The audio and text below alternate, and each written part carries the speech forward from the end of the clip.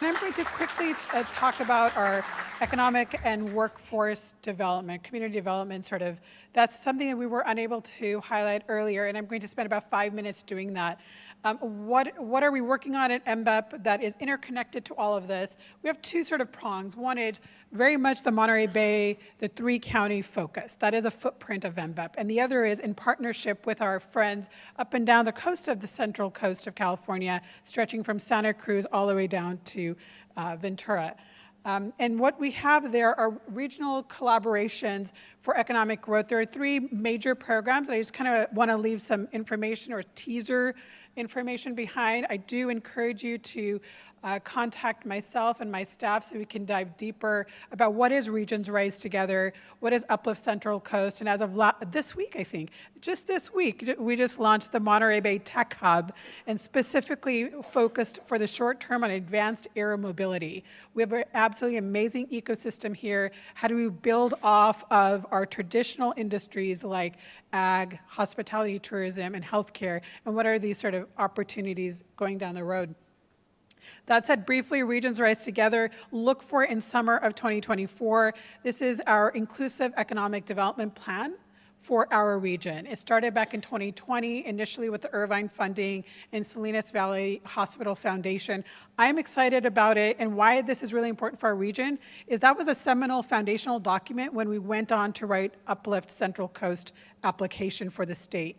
And they're all, again, talking about interconnectedness. How do we talk about our 3 counties? What does it look like to have inclusive economic development? Of course, it continues to be centered around housing, childcare, and jobs. This is what our community keeps talking about. This is what we are all facing ourselves. I'm a mom of 2 little kiddos, and when I moved here 2 years ago, really tough, even to this day, to get childcare. It's really, really important. That's what allows me to get back to work.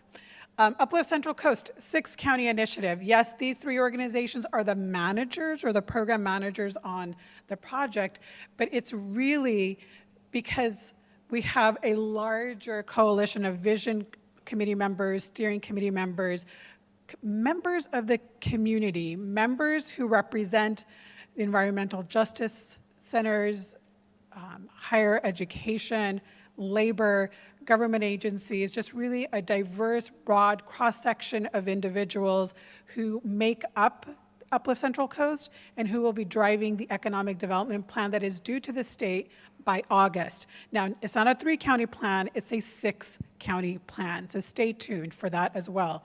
We're currently in the planning phase, and why is that important? Because after we finish the plan, it will prime our entire region to start going after projects that are globally competitive, but also sustainability-minded that could live here in our region. It'll allow us to leverage state and federal resources for some key projects.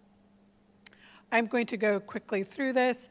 So 2 key findings out of this report. Now, what did we do? We engaged communities up and down the 6 counties.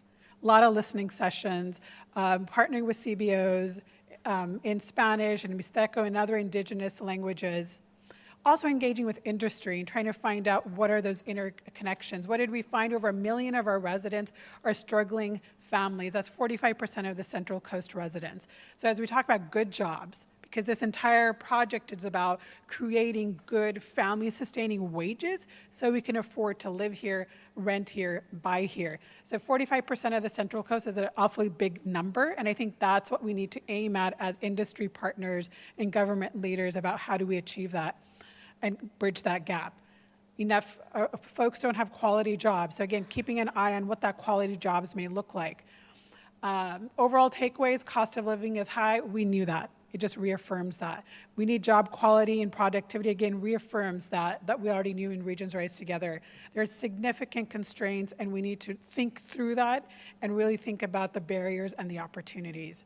So there are multiple ways to get to what we're trying to get to. Again, large industries that we already have anchored, healthcare, hospitality, tourism, ag. We need to figure out ways to support those industries. Kind of like what Karen was talking about, what is the next stage of innovation and making sure we can upskill, reskill our ag community. But then what are our opportunities for growth? Maybe around precision manufacturing, advanced business services. That's what the data is sort of trending towards, as John Haveman also highlighted. So where are the opportunities? Well, it looks like in our region, we also have a space and aeronautics innovation corridor across our 6 counties. Our region specifically very much around drone and advanced air mobility, because we have that economic ecosystem, a unique ecosystem with rural airports, 4 different industry partners that I can think of off the top of my head, like Archer and Parallel Flight and Wisk and Joby here in our backyard, Zero Avia at Hollister Airport, experimenting and trying to retrofit airplanes that are hydrogen fueled. There's a lot of really cool, innovative things happening in our region. So how do we harness that? And hence, there is a launch of the Monterey Bay Tech Hub. Our 4 sort of prongs: political engagement, innovation and entrepreneurship, infrastructure around advanced air mobility, and workforce training. Again, another opportunity for jobs, good high-paying jobs that can sustain families in our region. Again, always constantly looking to how do we bring all of our friends and partners and colleagues together to innovate and create.